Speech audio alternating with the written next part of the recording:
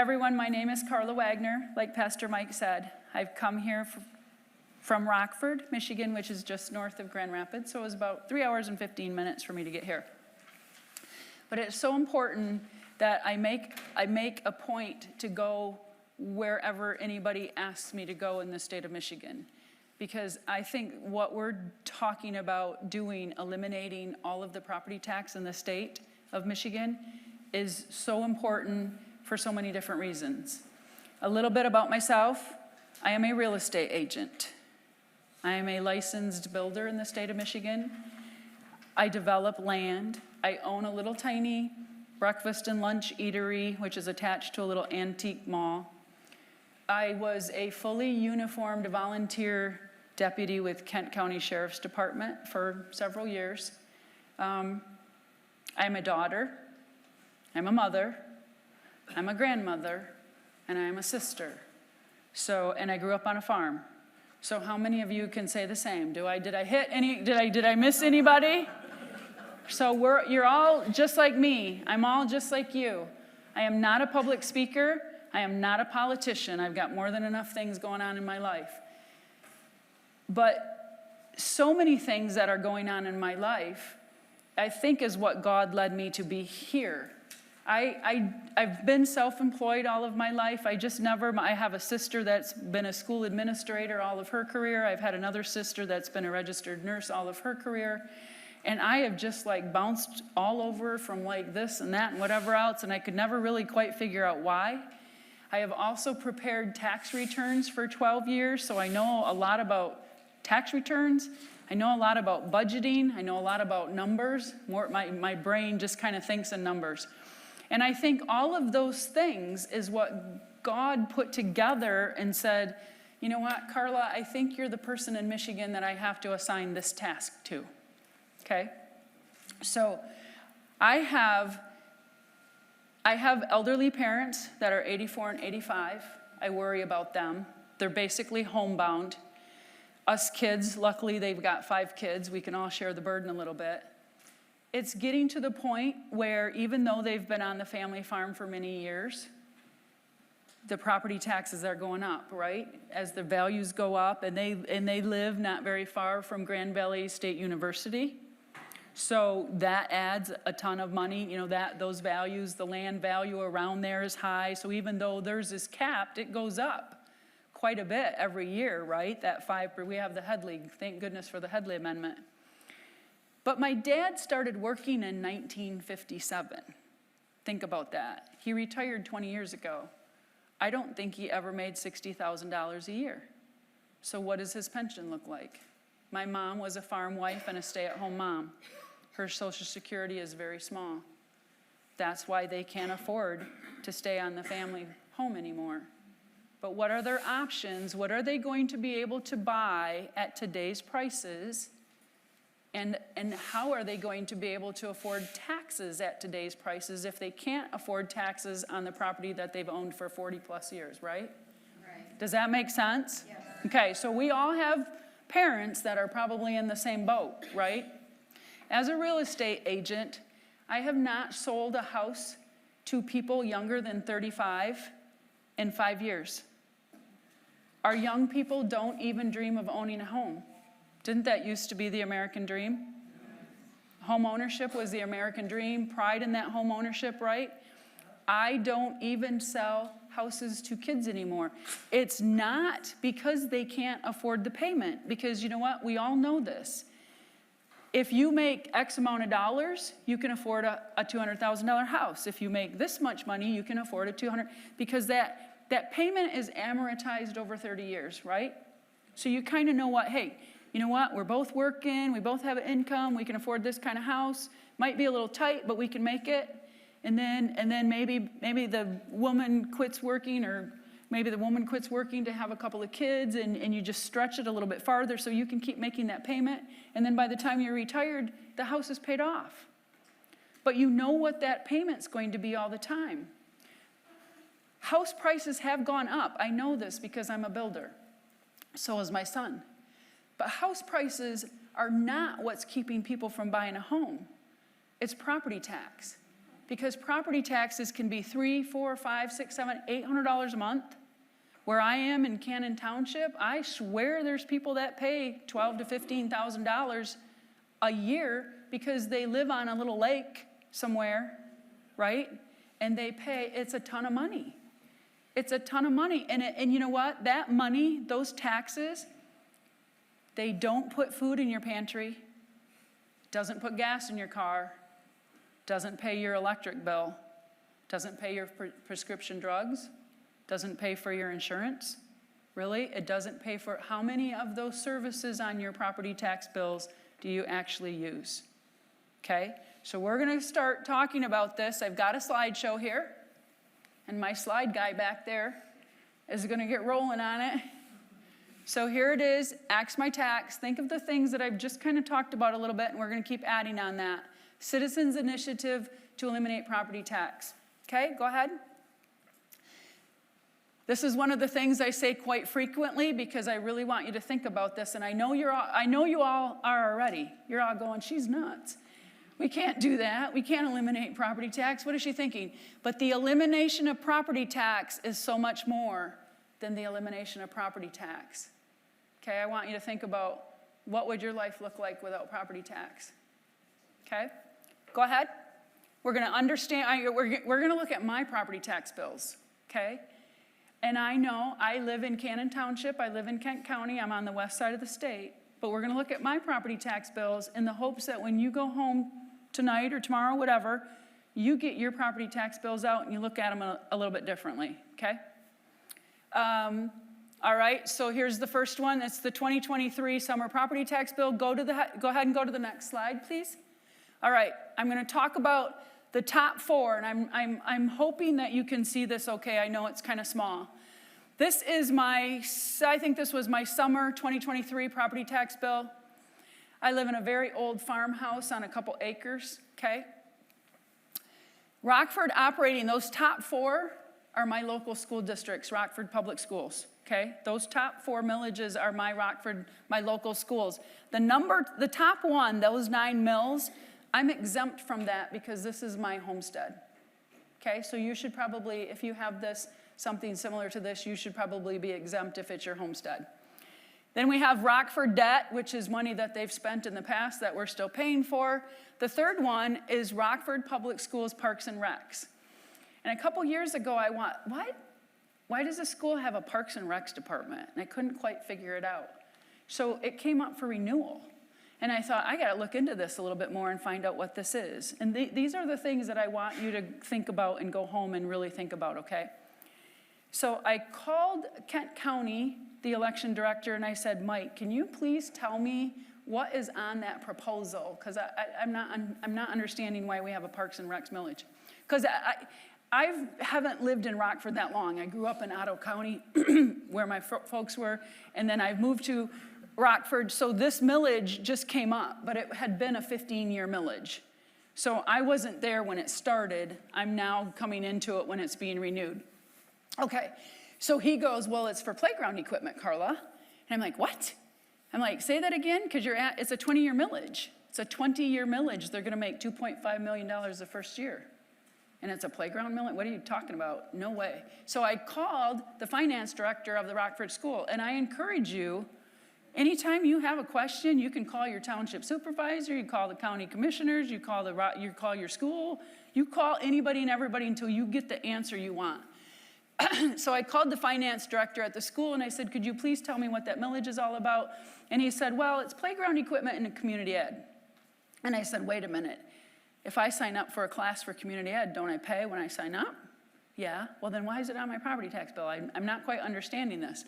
But anyway, it wasn't me that just didn't understand it, but unfortunately we had enough people voted to pass it. Goodness sakes. So $2.5 million, our property tax base is such that they receive $2.5 million the first year. It's a 20-year millage.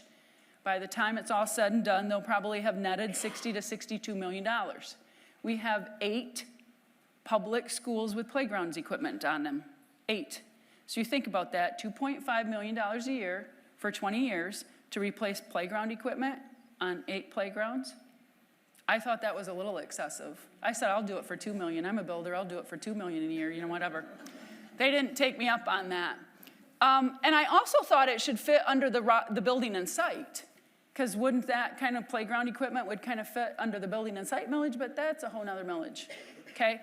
Those top 4, those school millages there have nothing to do with the education of your kids.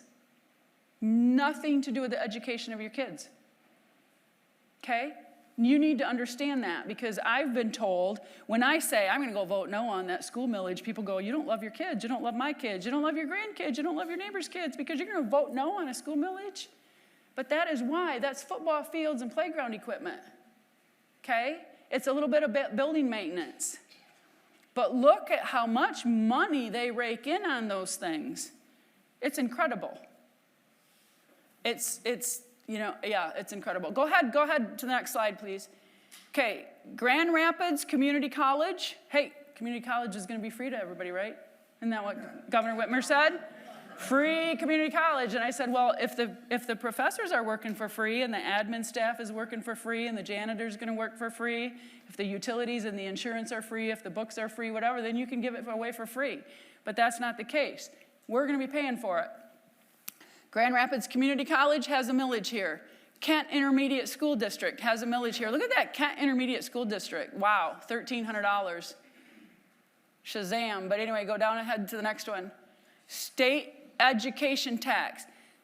This state education tax, this 6 mills, is where the state collects this 6 mills from everybody's property tax bill. It goes into a bucket at the state. It amounts to $2.5 billion, okay? $2.5 billion. Does anybody know how much the state of Michigan is currently spending on their public school aid fund bucket? Is it $24 billion? $24 billion. $24 billion is what we're spending in public schools. We spend more on our public schools than 21 other states spend on their whole states. The quality of our education, we're 2 from the bottom overall. We're 2 from the bottom.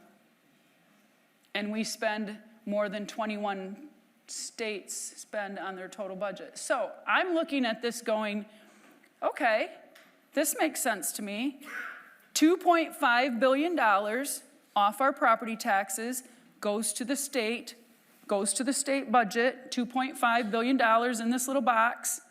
It flows directly into this big box called Public School Aid Fund, right? This is $24 billion, this is only $2.5 billion. We've lost more than 10% of our public school attendance.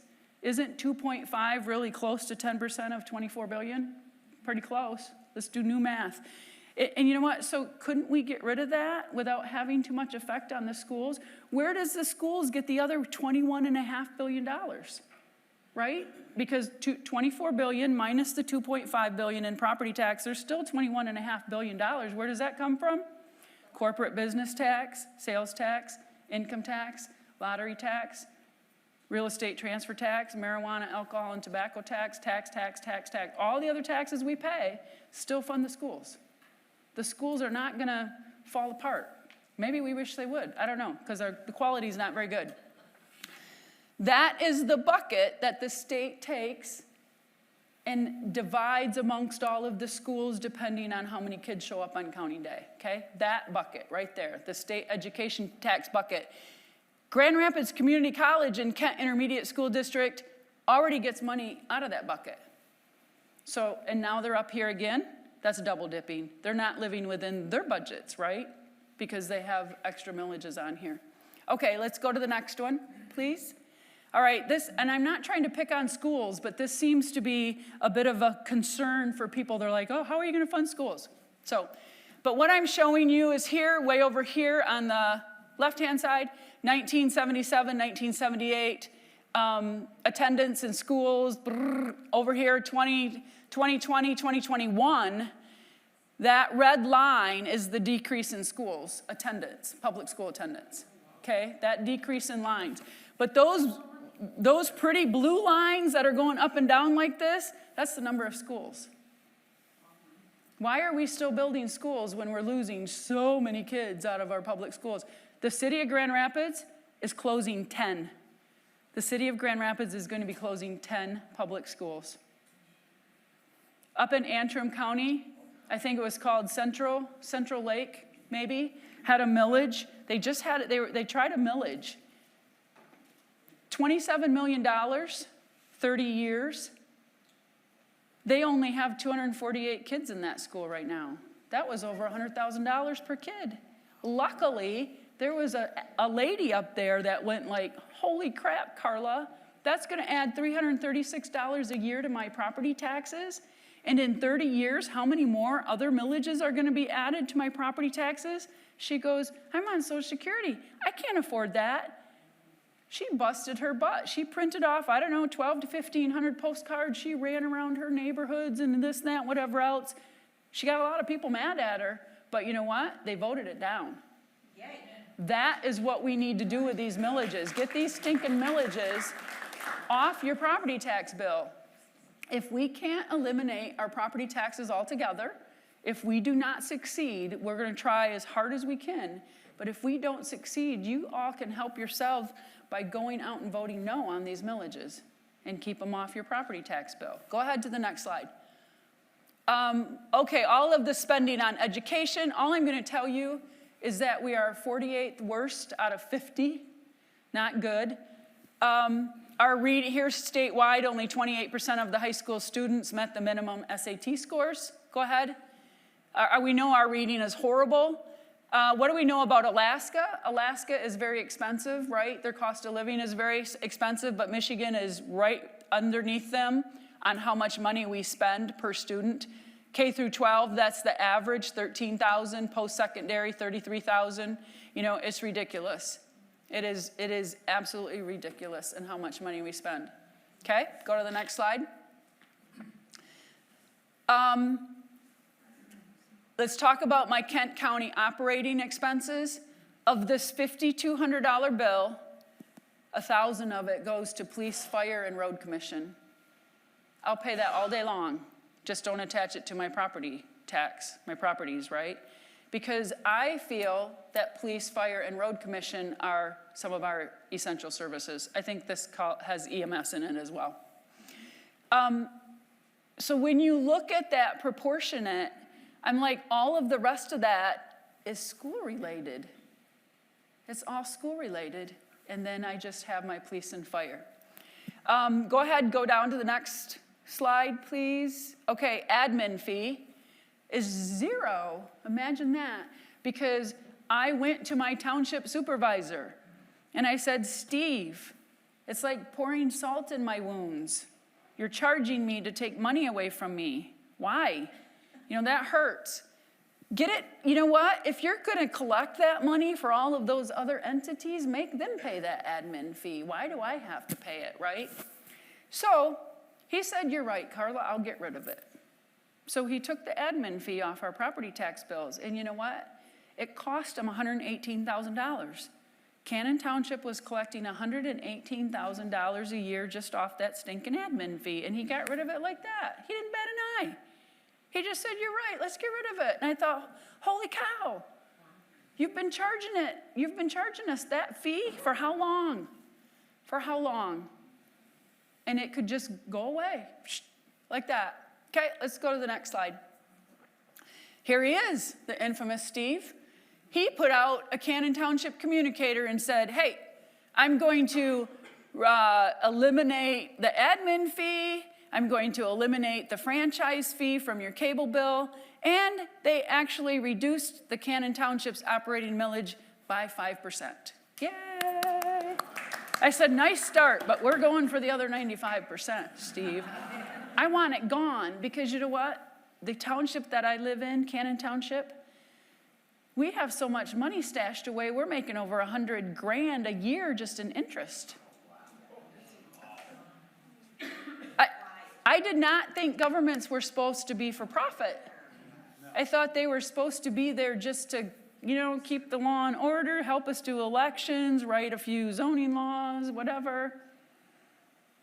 My township, Cannon Township, Every township. There's 1,240 townships in the state of Michigan. Every township gets a chunk of the sales tax that is collected, okay? It's called general revenue sharing of sales tax.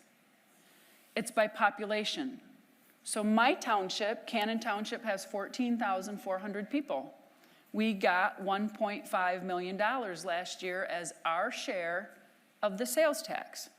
So your township would have gotten money as well. 1.5 million is almost more than we spend. It's almost more than we spend. So I'm like, okay, well then why are you charging us so much in property tax? What's the deal? You know, he did go down 5% on the operating. But you're making $100,000 in interest. Why do you keep charging us more? More money, more money, more money. You get, values go up, right? Values go up, more houses get built, new people come into the area, and we're still getting taxed the same, if not more, obviously, than last year. So let's go on to the next one. This was my 2023 summer property bill at my commercial. This is a commercial building. Summer property tax bill, $20,000. Sucks. But you know what? All of those are schools. Look at the very bottom one is my Kent County operating. That's my police and fire again. Out of $20,000, it's only $2,700. As a entity, as a commercial entity, I have no problem paying for police and fire protection. I have no problem paying for road commission and emergency services. I will pay for that. But my building is not going to go to school. We have schools come to our building, for little tours and stuff like that. But we can't take our school to the building, our building to the school, and yet we have to pay all of those taxes. Now that's my working capital. If I didn't have that, this summer bill plus my winter bill is about $36,000 a year. I sell eggs and toast for breakfast. I have to sell a lot of eggs and toast. But you know what? Every time somebody goes and votes yes on one of those millages, your eggs and toast are going to go up. Because I have to pass that cost on, right? So, like I said, this is my working capital. If I didn't have to pay $36,000 a year, I could hire an extra person or two. And when we hire people, doesn't that generate more revenue for the state? Right? We're paying more in corporate business tax. We're paying more in state income tax. We're going to pay, people get a little jingle in their money. They go and generate more sales tax. But when businesses are saddled with property taxes like this, it really stunts our growth. And Governor Whitmer knows this because what does she do? She takes billions of our dollars. You guys all signed that check. I saw you do it. I saw your name on that check to that company down in Marshall, Michigan. We gave them $1 billion of our hard-earned tax dollars. Remember we had that excess, like $9 billion excess? $3 billion of it went to foreign entities to come and buy land here in Michigan, and they were all forgiven property taxes. So the plant in Marshall, Michigan was given $1 billion of our dollars, and we forgave them $772 million in taxes. The Goshen plant, I'm sure you've all heard of, in Mecosta County. We gave them a check for $700 million. They will not pay property taxes to the state of Michigan for 30 years. I want that deal. Why don't I get that deal? I was born and bred here in Michigan. I've done a lot of business here in Michigan. I don't get that deal. How many of you have gotten a deal like that? Right? We have a paper plant in Escanaba. It's owned by the Swedish, okay? We gave them $200 million, and then we rezoned the land under that paper plant. It is now called a Forest Product Process Renaissance Zone. They will never pay one single dollar to the state of Michigan in property tax. How do we compete with that? I'm going to take questions at the end, sir. Is that okay?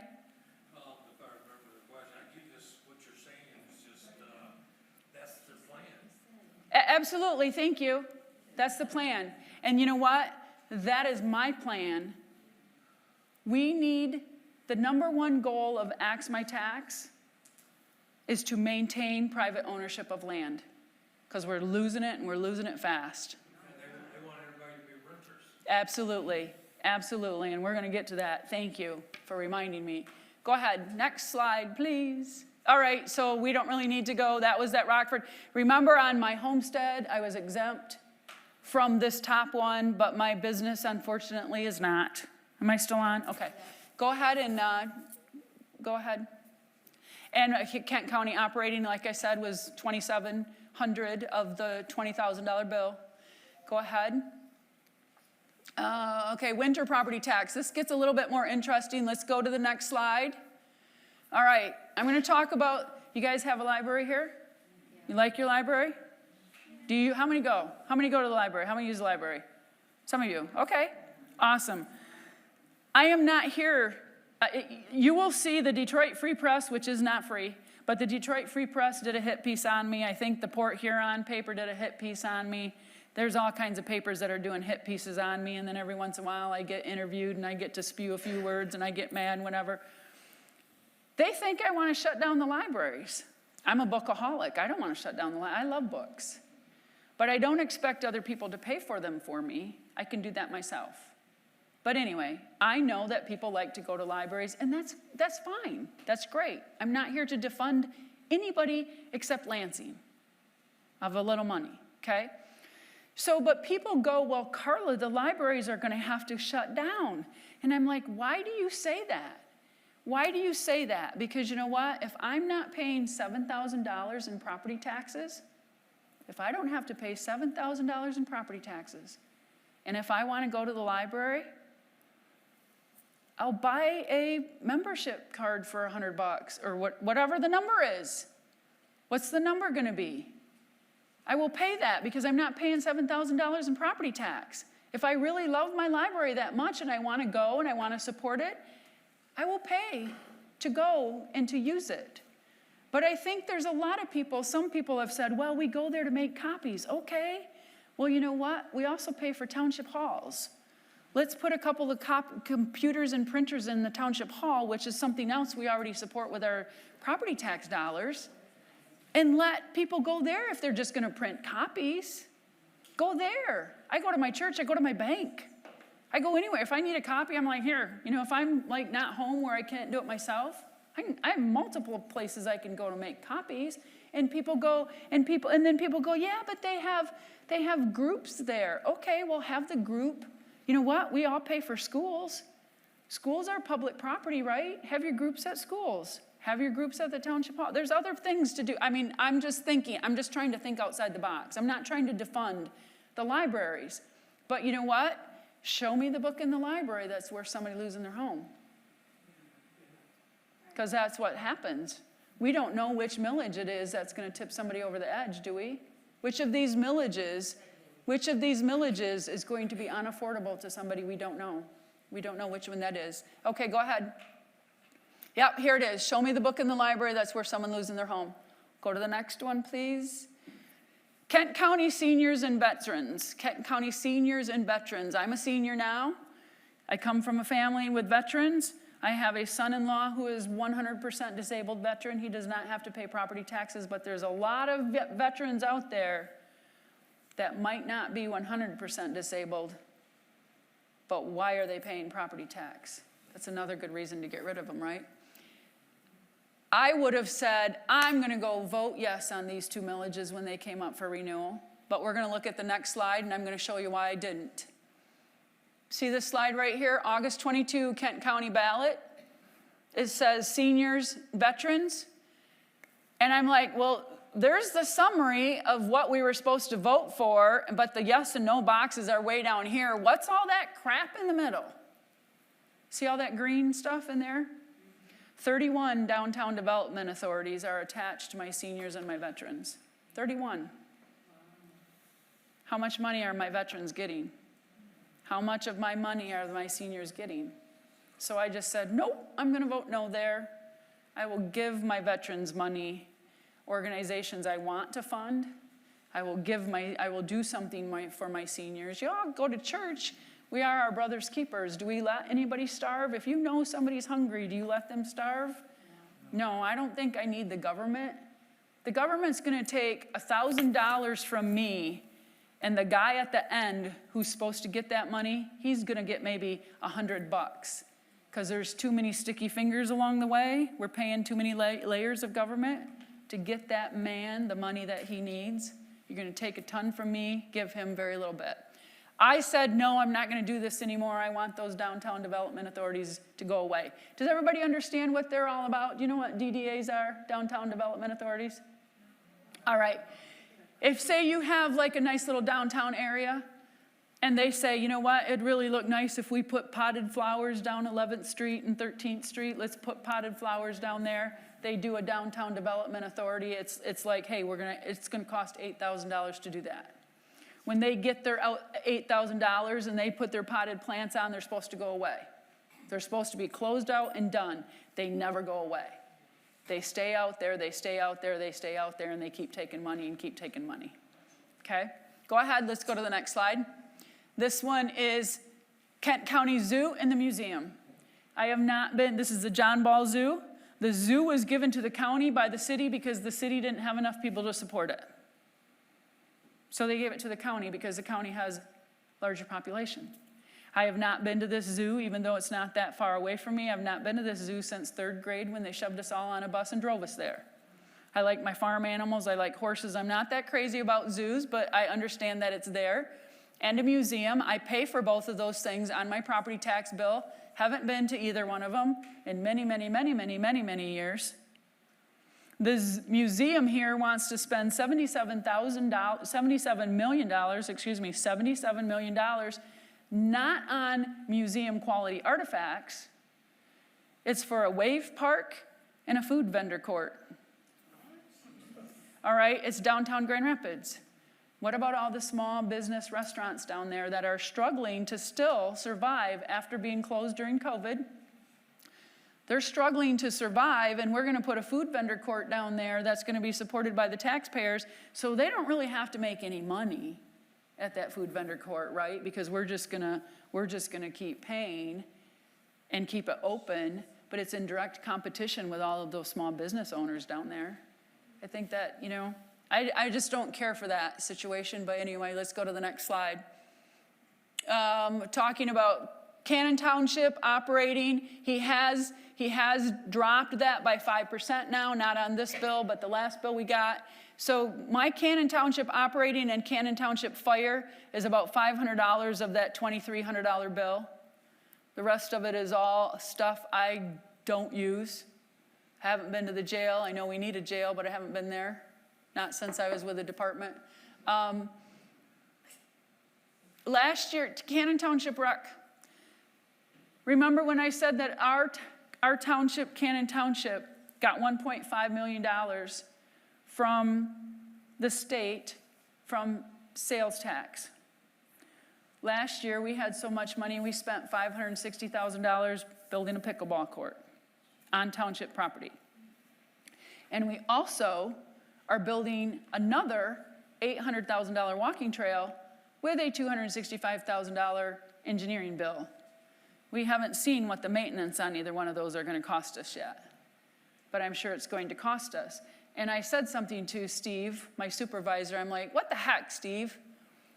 And he goes, Karla, look, people voted for it. See, we have a Cannon Township recreation and people voted for it. We got to be careful what we vote for, because I don't know how long that's going to hang out there, but that's another $121 I have to spend for things I don't use, right? I could use that $120 somewhere else. I mean, if you want to play pickleball, if you go to a gym, you can play all year round. You can't play on this one if the surface is wet. So how many days out of the year are people not going to be able to pay? And I swear, these people here that wanted that pickleball court are the same 100 people that wanted the walking trail, that wanted the other 4 walking trails we built before this one. I live in kind of a rural area. The only thing I have to worry about getting hit by if I want to walk down the road is a deer or a cow, because there's not that many cars. So it's like, what are we going to do with another $800,000 walking trail? Something I forgot about the library, I want to mention this because I think this is something else you guys need to go and do. go do the math. My township, again, Cannon Township, 14,400 people, and that's from birth to death, okay, in between. Last year, my township collected $1,048,000 in property taxes for the library. $1,048,000, we got 14,400 people in Cannon Township, but not everybody pays property taxes, right? You know that. So I called the director at the library and I said, can you please tell me how many people from Cannon Township use that library that's in the next town over from us? We share it with, there's 3 townships in one city, we all share the same library. Kent District Library does not own the library, they just lend us books and other services, right? Okay. Kent County gets about $2.7 million from those 3 townships and that one city to use that one library, okay? I called the director of the library and I said, could you please tell me, with all this great technology we have, can you please tell me how many people from Cannon Township use the library? Nope, Karla, I'm afraid we can't tell you that. But what we can tell you is that there were 2,200 swipes made of cards belonging to Cannon Township residents. And I said, well, is that 100 people going 22 times? Is it 22 people going 100 times? What is it? They couldn't tell me. So anyway, I said, well, I'll just do the math. I divided $1,048,000 by 2,200, which is how many swipes they said.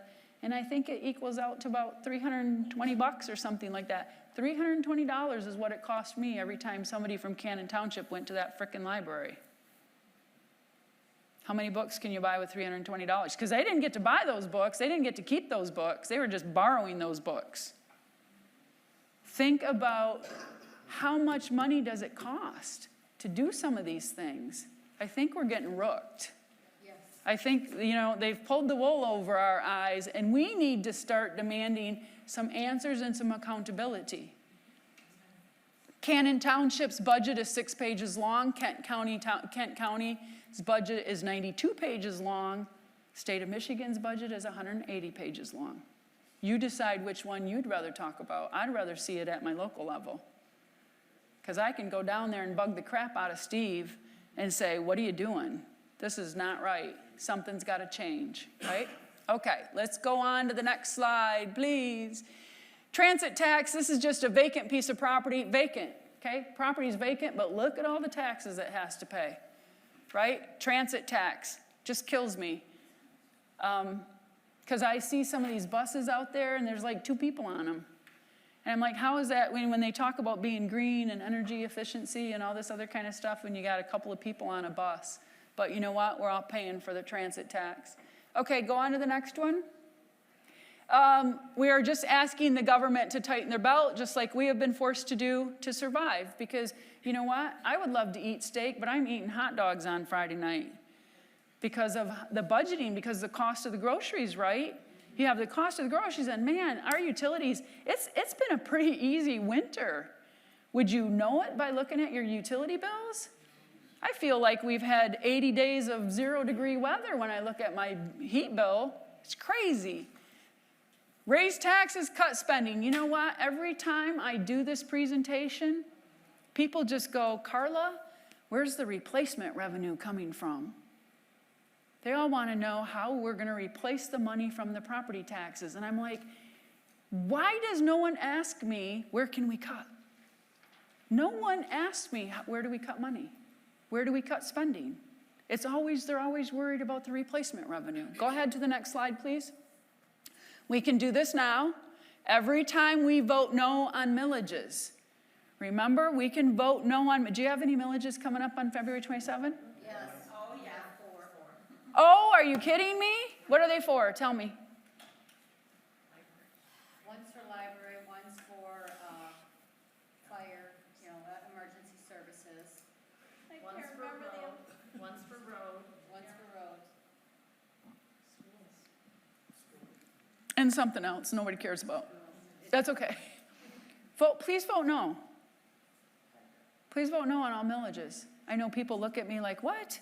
We need this, we need that, we need that, we need that. But who needs it? Who uses 100% of the services on their property tax bill? Who uses half of the services on their property tax bill? But you all want to keep paying for it? Wouldn't it be better to pay by consumption or use? If you use it, pay to play kind of a thing, maybe? Because I have not met a group of people yet that is happy with our public school system. I haven't met a group yet. And I'm like, so what if we take a little bit of money away from them? Governor, she's just going to keep giving them more. You can see what she's doing. Now it's free community college. Now it's now she's going to get your kids in pre-K. Right? Now she's free daycare, free this, free secondary college. This is up to us to stop this. This is in our hands and we can stop this. This initiative right here gives you all the opportunity to say, no more, we're done. If you want the government to spend less money, you have to send the government less money to spend. It is the only language they understand. Hit them in the wallet. You can go there and you can, I've been to, how many of you have attended school board meetings? I had people asking me, Karla, you're a business person in Rockford. You have to come to the school board meeting. You have to say something. And I would go and I would say my little part, like, I'm not happy. I'm not happy with what you're doing. I don't want to pay for this crap. But I saw these parents, and bless their hearts, stand up, crying, tears running down their face, blubbering, shaking their fingers, shaking their heads, trembling. My kids have face acne from the mask. My kid is sick from getting the shot. This, that, whatever else. And I sat there and I'd watch them. I went 3 times in a row, 3 months in a row. And the 4th time they said, are you coming to the school board meeting? And I said, no, not doing it. I'm not going to go anymore. Why not? Because what you're doing isn't working.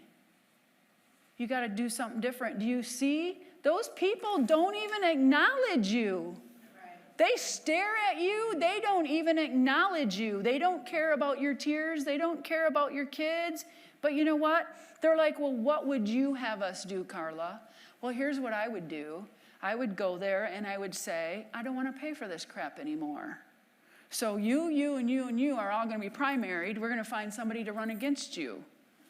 And then I'm going to go down to my township and say, I don't want to pay for this anymore. Not that it would do any good, right? But you have to make noise. Right. You have to tell them the only language they understand is money. Right. Hit them in the wallet. Tell them we're going to go make sure that we vote no for every stinking school millage. That's what we're going to tell people to do, right? That's what you have to do. They don't care about your tears. They don't care about your kids. That's why you need to do something different than what they were doing. Because what they were doing, they're still there. They're still there. That was 2 years ago. They're still going to those school board meetings. They're still doing the same thing. And guess what? The playground millage just passed, right? Didn't do them any good. Go ahead. This is the important part. This budget right here, this is a flow chart, comes right from the House Fiscal Agency out of Lansing. All of the numbers I talk about are numbers from Lansing, okay? Because if they ever call me on it and say, well, Karla, where'd you get your numbers from? I'll go, you guys in Lansing, here it is, right here. So everything on the left side, the very left column, those are all taxes that we pay. Here's something to know about the budget. The state of Michigan, what is it now? About 80 billion? Did she pass about 80 billion? Okay. How much money does the state of Michigan get in revenue? Does anybody know? We're spending 80 billion. I'll tell you. We're bringing in about 38.5 billion. Spending 80, bringing in 38.5 from these taxes here that we pay. Okay? Where's the rest of the money coming from? Federal government. Where does the federal government get their money from? Taxpayers. Michigan is one of the worst offending states, having its hand out to the federal government saying, we need more money, we need more money, we need more money. I think we need to stop spending. You know, Georgia is very similar to the state of Michigan in size, population, and gross domestic product. Georgia spends what they make. They're at about 40. But they bring in 40 billion and they spend 40 billion. How are we so far off? How, you know, somebody's got to take away that woman's credit card. Because she's just swiping it like crazy. I don't know where she's getting all this free money from, but I have a feeling it's from us. Okay, so the top bucket, that's the biggest one. The biggest top, not the very top bucket, that's corporate business tax. The biggest one underneath that is individual income tax. That's the state income tax dollars we pay. Now, I will tell you, I worked on one of the 12, you know, we had 12 gubernatorial candidates a couple years ago, the last governor cycle. All 12 of them were talking about eliminating state income tax until I got a hold of the one that I was working with, and I said, it has to be property tax. We have to eliminate property tax. Getting rid of state income tax does not work here in Michigan. We are not Florida. Why does it work in Florida? Because only 1/3 of their people are working, 1/3 of their people are retired, and 1/3 of their people are residents from outside the state. So they said, cool, we're going to jack up our property taxes because all of those really nice homes along that very long coast, those people are going to support the state through their out-of-state property tax ownership, right?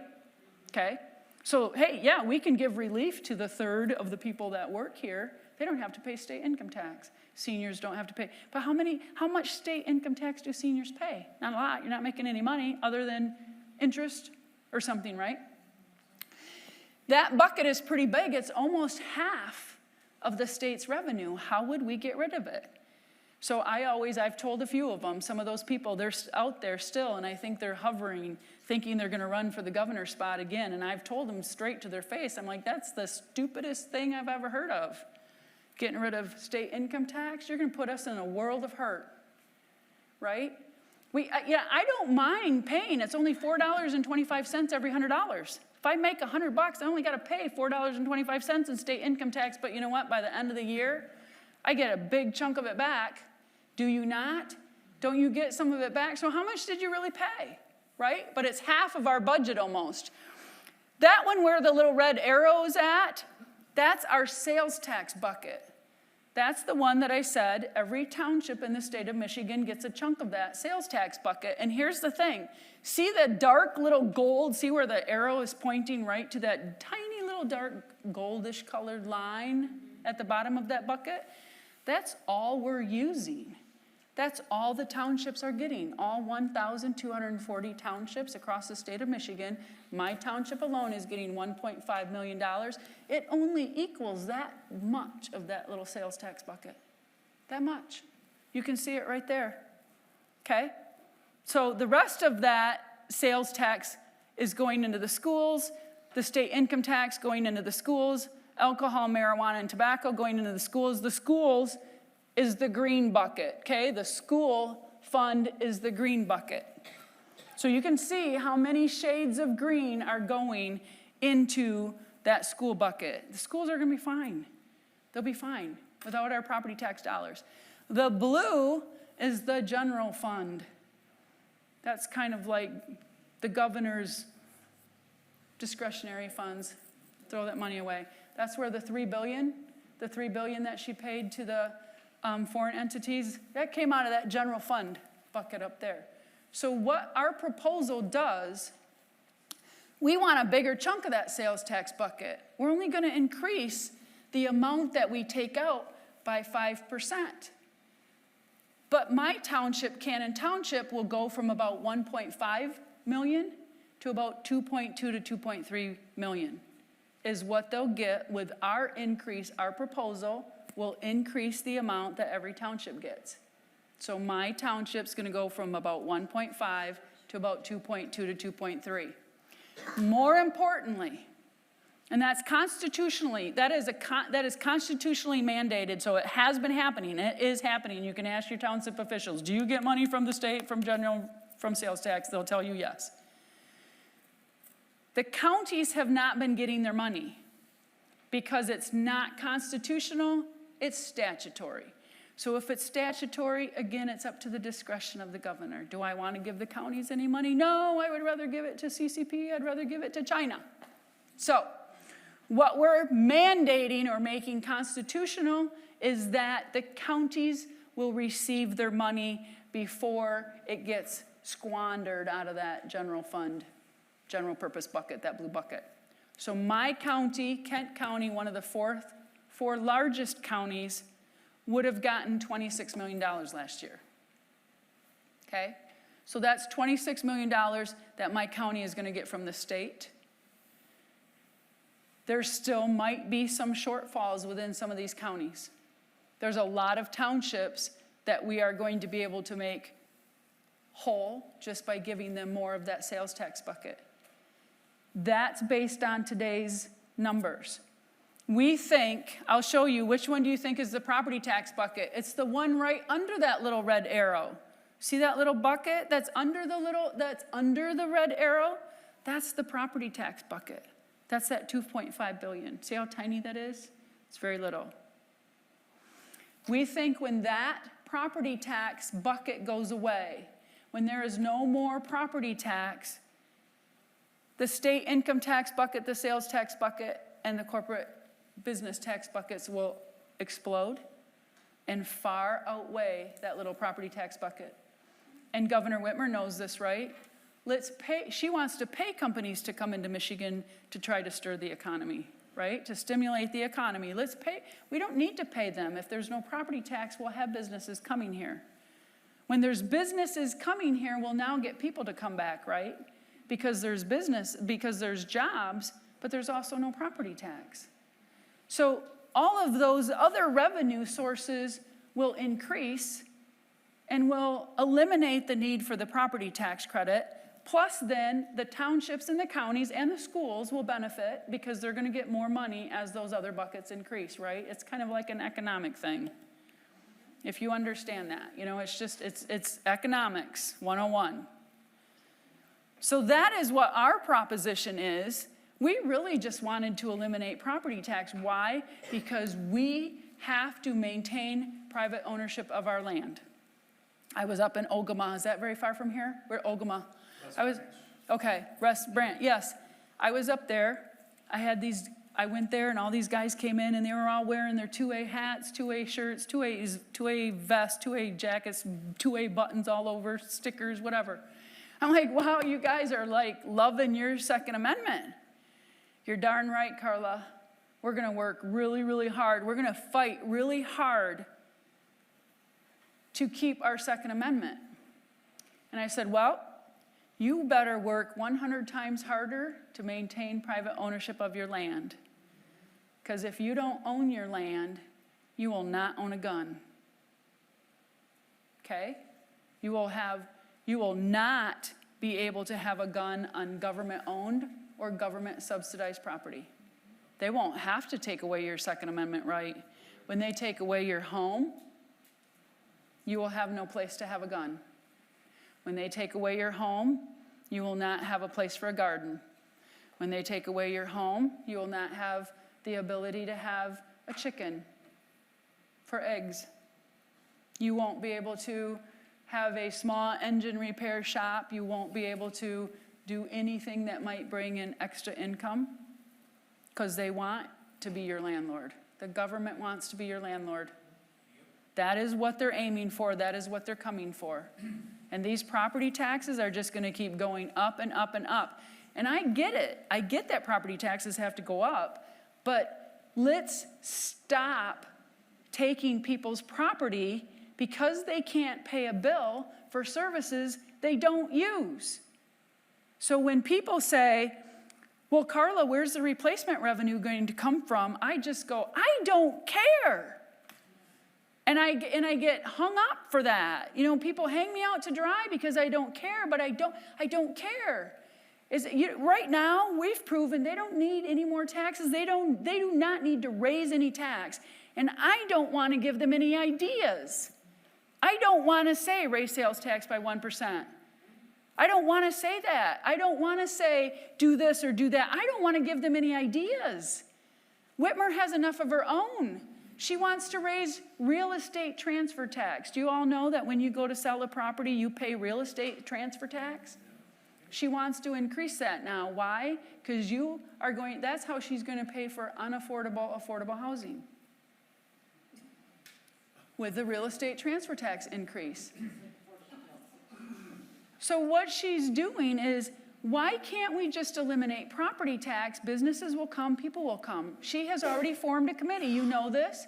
She formed a committee to find out where everybody was going and why. I think we could tell her. I think she could have just asked us instead of forming a committee. But she doesn't want to ask us. She wants to ask people that think like her. Now she has formed a committee to find out. Now we have to come up with ideas on how to bring people back. How to bring people back. We're going to raise taxes so we can fix the roads. We're going to raise taxes so we can have better schools. We're going to raise taxes so we have more social programs. That will bring people here, and then we're going to give them cash. We're going to give them cash, your hard-earned money. We're going to give them cash, and then they'll come here. And I'm like, yeah, and then they're going to take our cash, and they're going to look at the tax bill, and they're going to pick up, and they're going to leave. Again, why are we not worried about retaining people that are here? I can make housing affordable. Get rid of property tax. If you are a renter, do we have any renters in here? Or do we have any landlords in here? If you are a renter, every time you go and vote yes on a millage, you just raised your own rent. Don't cry to me. Don't cry to me. Because you think you're getting a service for free. Nothing's free. It's going to come back on you. You raise my property tax, the cost of your bacon and eggs are going up. But I tell you what, you keep raising it too high, you won't come and eat bacon and eggs by me anymore because they're going to go, Karla's bacon and eggs are too high. I'm going to pick my business up and I'm going to leave town. Is that what's happening? Businesses are leaving town. When you lose businesses, you lose your community. You lose jobs, you lose revenue, you lose services. Absolutely. And you know what? My state rep, I do not like him. He's a nice man. He's not a good politician. He comes over to me and he goes, and I keep sending him, Brian, what's going on with this raise the wage crap? I have a little restaurant. I am not going to pay a dishwasher, probably their first job, $15 an hour to have their hand. You can't wash dishes with your phone in one hand. It doesn't work, but they try. They try. And I'm like, I can't pay them $15 an hour because now my burger's got to go up to $22. Why are we doing that? I said, here's what I'm going to do, Brian. I'm going to fire everybody but me and the cook.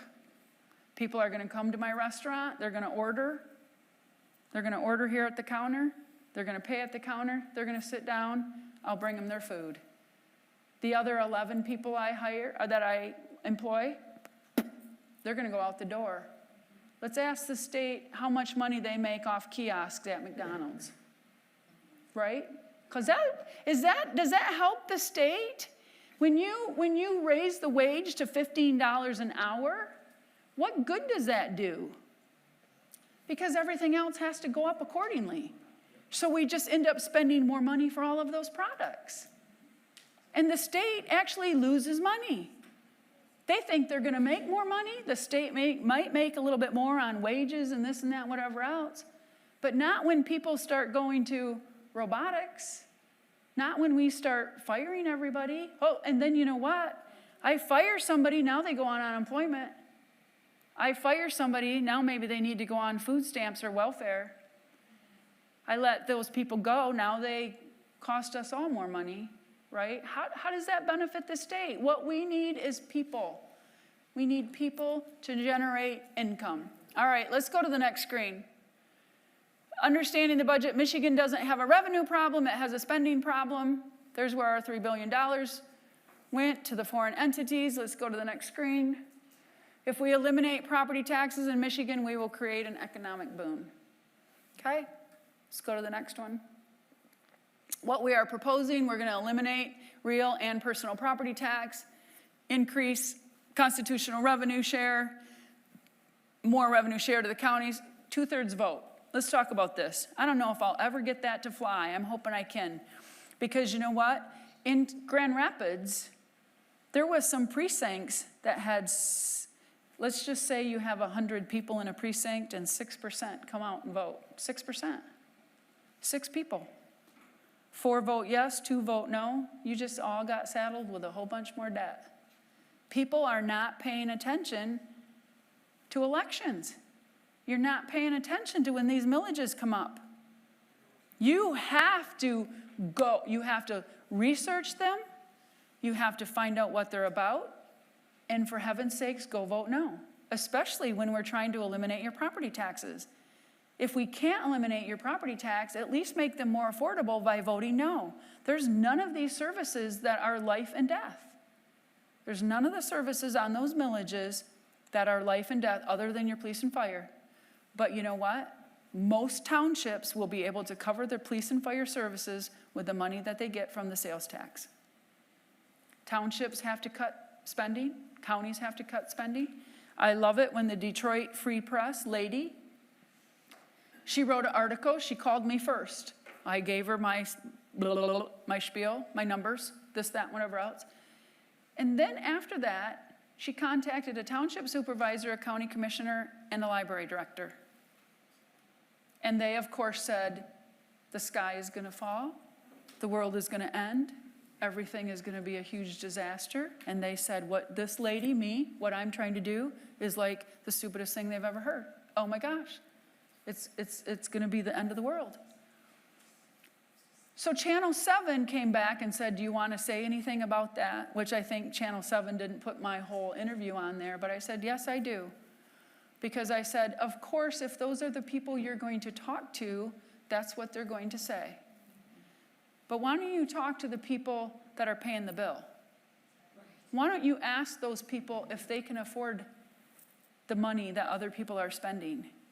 So what I said to him, I said, if there's a township supervisor or a county commissioner out there that cannot see their way to saving people money, maybe they're more worried about saving their job than they are about you saving your house, right? That's not the kind of person we need there. We need our advocates for us, right? We have to be better at who we elect and put in those positions. They better be thinking about our money and our houses. It's not their money and their house, okay?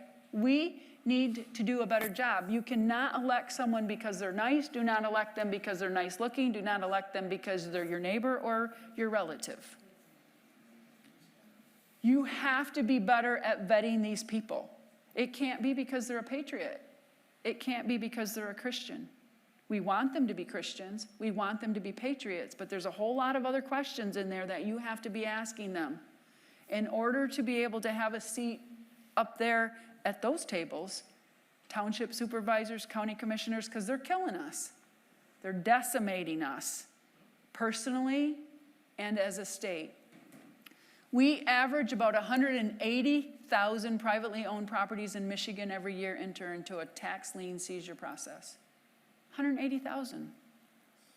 Doesn't mean they all make it all the way through, but these are tax liens, not mortgage liens. These are properties that are free and clear of the bank, but they owe back taxes or they owe taxes, and they're going to enter into a tax lien foreclosure process.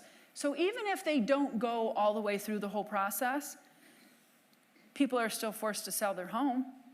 People that don't want to are forced to sell their home, right? Farmers, we lost 402 farms and over 100,000 farm acres last year.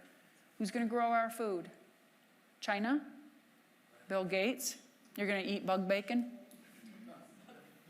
We need to think about this. This is so much bigger than ourselves, right? We have to think about everybody else in the state. You have to think, when you go and vote yes on a millage, you better be thinking about your neighbor. Is your neighbor, can he afford it? Or are you going to put him out of his house because you want to go read a book. You can get books anywhere. I know, I get it. I get that the library is important, and I don't want to close the libraries. I just want them to get the money somewhere else where it doesn't cost somebody their home. That's what we have to do. There's multiple other avenues to get revenue from, to support these services that need to be supported. And maybe there's some that just need to go away and don't need to be supported anymore. Let's go ahead, go to the next slide. I don't even know what's on here anymore. All I want to do is bring some of the money that we've already paid. Those are taxes that we've already paid. All we're asking is for the state, instead of squandering it, bring it back down to us. Let us deal with it at our local and county level. Next slide, please. Here's where some of the money has gone, okay? $500,000 for a hip hop academy in Detroit, $1 million for a splash pad in Ann Arbor, $2 million for a third curling facility in Grand Traverse, $1 million for an equestrian center in Detroit, $500,000 for an electric boat charging station. I never thought water and electric mixed, but I guess we'll know different. $200 million, that's the Swedish paper plant I talked about. $20 million grant. Where do grants come from? Where's the source for a grant? Taxpayers' money? Yeah, so they just call it a grant to make it sound better. $20 million grant for Greektown development, $1.5 million for Parks and Recreation in Warren, $6 million for the City of Detroit Recreation City Improvements, $500,000 for a new recreation center in Oakland County, $5 million for a collection of racist images. This is just in the last little bit of pork barrel spending. It was a Jim Crow collection. I thought they wanted to erase all of our history, but I guess not that history. They wanted that. So this is just the last bit of pork barrel spending that has happened, right? This is where your dollars are going. When your neighbor's losing his home, think of this list.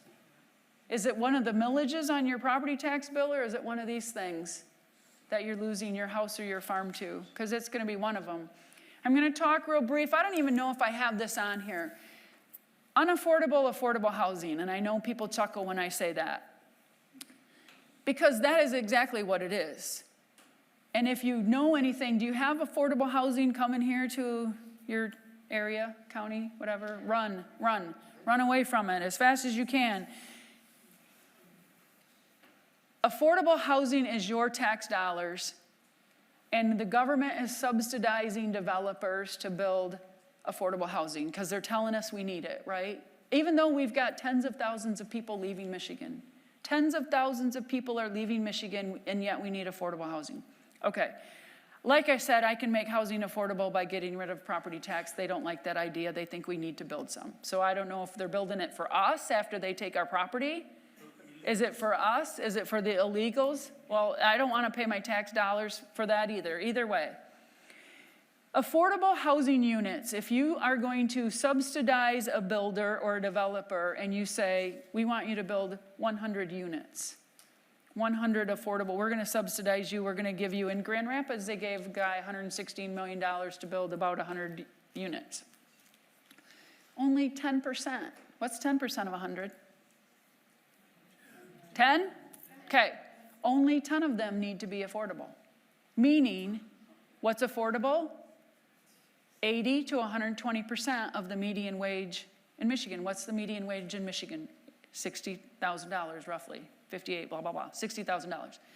So you can make 80% of $60,000 up to 120% of $60,000 and qualify for one of those 10 units in that 100 unit complex, which is subsidized through the government with our tax dollars.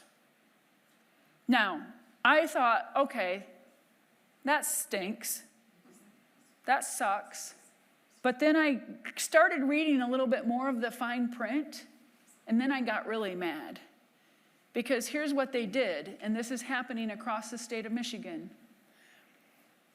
The developer, if he has 100 people working on that project, all of the people, all of the subcontractors, whatever, if he's got 100 people working on that project, and he withholds state income tax from each one of their paychecks, that developer gets to keep that state income tax.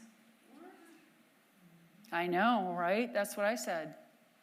And on top of that, the sales tax, the 6% sales tax that he's going to pay on all of the product and material he uses on that project, he gets to keep that too. So my question is, does it ever make it into those buckets that we get a share of? Or did we just lose out on all that too?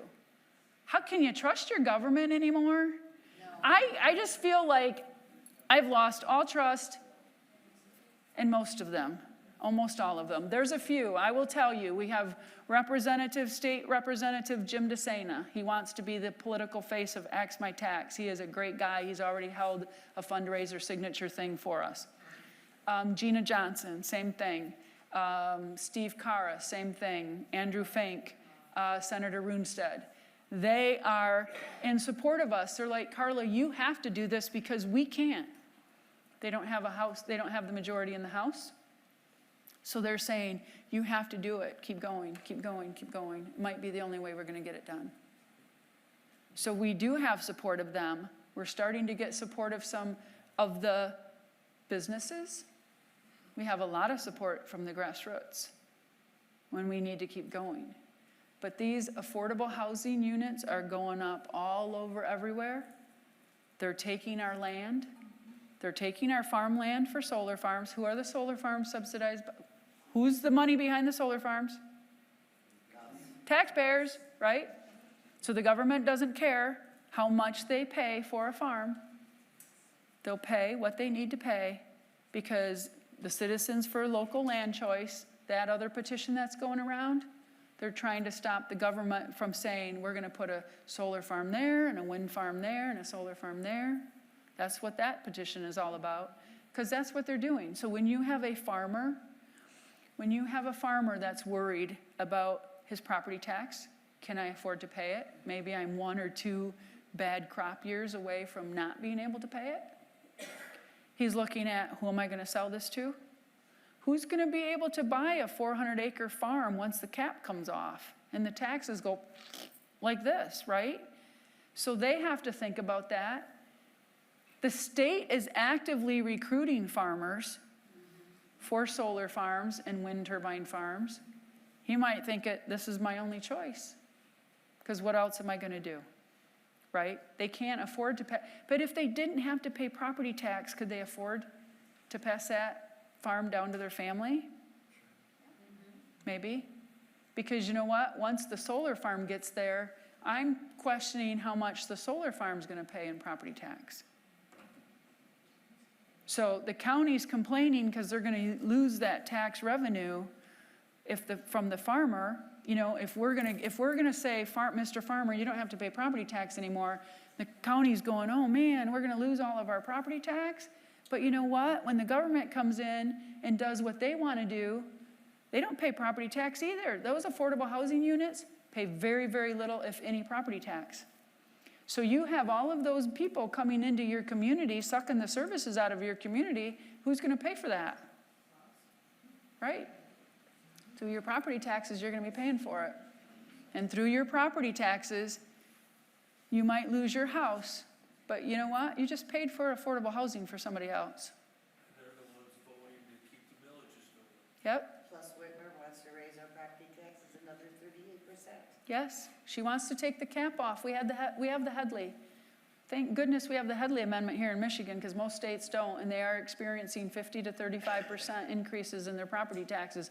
You just start Googling property taxes in Ohio, property taxes in every single one of them. We are creating homeless people we will never, ever, ever be able to afford to take care of. Ever. And you know what? They're okay with it.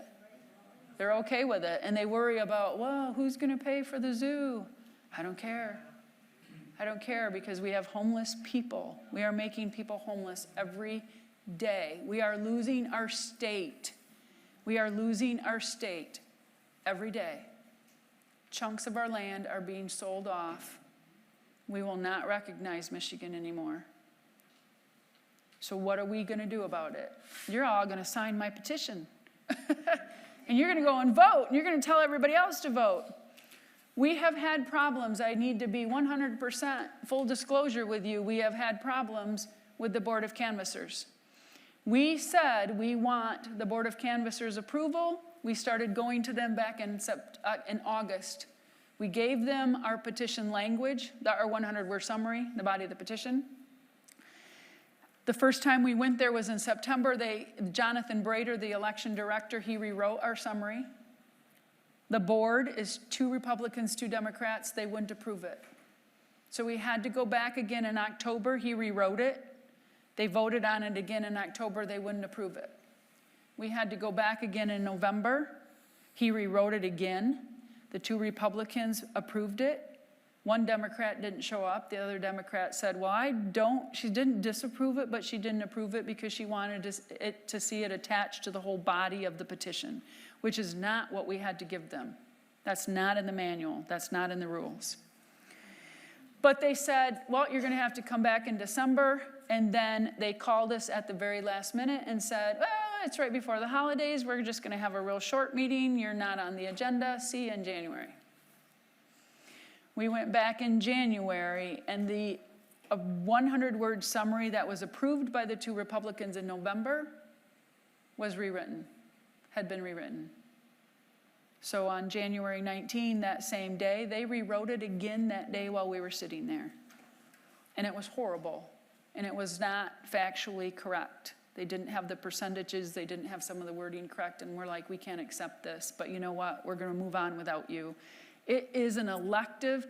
You can choose to go through the Board of Canvassers, and if you get their approval, it's very highly possible that they will not be able to challenge you after you get the signatures. We were told by many, many, many people, and we saw it ourselves, they were never going to approve our language. They were going to make us come back in February, and then we would have had to go back in March. We would have been going in April, and we needed to get this on the ballot. So we said, adios, see you, we're out. We're going to circulate. There was 2 Democrat attorneys that were sitting in that Board of Canvassers room every time we went there. Same 2 people. They just kept going, we're going to sue you, we're going to sue you, we're going to sue you. Because they wanted to stop us in that Board of Canvassers meeting. They never wanted this petition to get out. They didn't want you. They wanted those couple of people in that Board of Canvassers room to make the decision for you. That you were never going to be able to allow to use your voice or your vote to say we've had enough. No more. This is our money. This is our money. If you don't want to send it to them, don't send it to them. I've had some people go, Karla, why don't we just not send in our winter property taxes? I'm like, hey, great idea. I love that idea. Right? Because all you're going to do is get a little bit of penalty and a little bit of interest, but at the state level, they're going to feel that pinch. They're going to feel that pinch. And what did I say? What language do they understand? Money. Money is the only language they understand. I talked to this anybody here belong to the Small Business Association of Michigan, SBAM? Brian Calley, who used to be our lieutenant governor, he is the head of SBAM. He keeps calling me. He goes, Karla, we could use you on our legislative board. I'm like, I'm sorry, Brian, you don't represent me. And he goes, what do you mean? You're a small business owner. I said, but you don't represent me. He goes, well, what do you mean by that? I said, during COVID, you did everything Whitmer told you to do. You shut us down. Brian, you are the head of the Small Business Association. You're telling me you're 40,000 businesses strong across the state of Michigan? And you did everything Whitmer told you to do. You shut us down. You said, wear your mask, get the jab, do this, do that, whatever. I'm like, you don't represent me because I'm not going along with that crap. And he goes, well, she doesn't listen to us. I said, you just told me you were 40,000 business members strong. How can she not listen to you? Flex your muscle. Well, Karla, what would you have us do? Well, here's what I would have done. I would have sent a very quiet little email out to my 40,000 business members, and I would have said, hang on to your sales tax for a couple of months. Don't send it in. Use it to pay your property taxes because you have no revenue coming in because you're closed, right? It's like you have sales tax. You can make a little bit of money or whatever sales tax you do have, use it to pay some of those other bills that you have to pay. Just don't send it into the government for a couple months. You'll get penalty, you'll get interest. They can't put all 40,000 of us in jail, not all at the same time. What are you going to do? And he goes, oh, Karla, I can't do that. I said, there you go. That's why you don't represent me. Because you are going to do right or wrong. You're going to do whatever they're telling you to do. That is not correct, right? We know that this is damaging to the people of the state of Michigan, and you are not helping us. You are supposed to be our voice. We are paying our dues to you so you will speak to us in Lansing, and you are not speaking for us. He's worried about his paycheck. Yep. And he's worried about staying in good with some of the people that are in Lansing because, you just never know when another job might come his way. Power's involved also, not just money. Absolutely, absolutely. So we've kind of talked about this. You can go to the next screen a minute. The affordable housing, run away from it. We have an ever-increasing amount of people that don't pay property tax and an ever-decreasing amount of people that are property taxpayers. Okay, so the state is right now 30% renters. And then we have about 30% of people are paying property taxes, and the people in between are not. There's a lot of entities that don't pay property taxes, right? Okay, so we're the third that are supporting everybody else. We won't need to build affordable housing because eliminating property taxes will make housing affordable. Let's go to the next one. Here's a bunch more of the taxes that you pay. That's pretty depressing when you think about it. They will always find a way to replace the revenue, but once we lose our land, we will never get it back. This whole proposal is about saving our state, saving your home, saving your farm, saving your business. That's what this is all about. And like I said, I don't care where the replacement revenue comes from. They can add 1% sales tax. I'll tell you what, I'm paying $7,000 a year right now in property tax just at my house.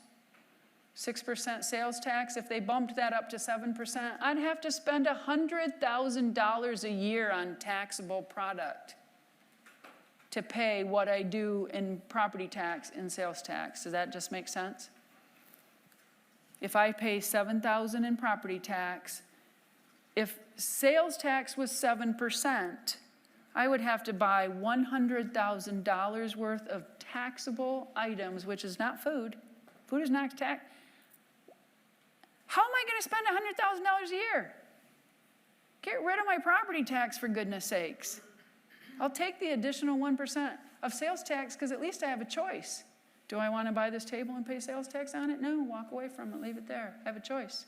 You don't have a choice with your property tax. You don't have a choice. But you do have the ability to vote no on a millage. And don't just think you're going to go and vote no on that millage.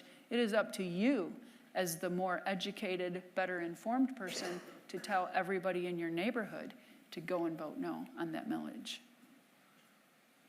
Like I said to one group, just a second, I said to one group, and Pastor Mike, forgive me, I said, unless it's going to fund the second coming of Christ, vote no on the millage. That is the only reason I would vote yes on a millage. From now on, it's no.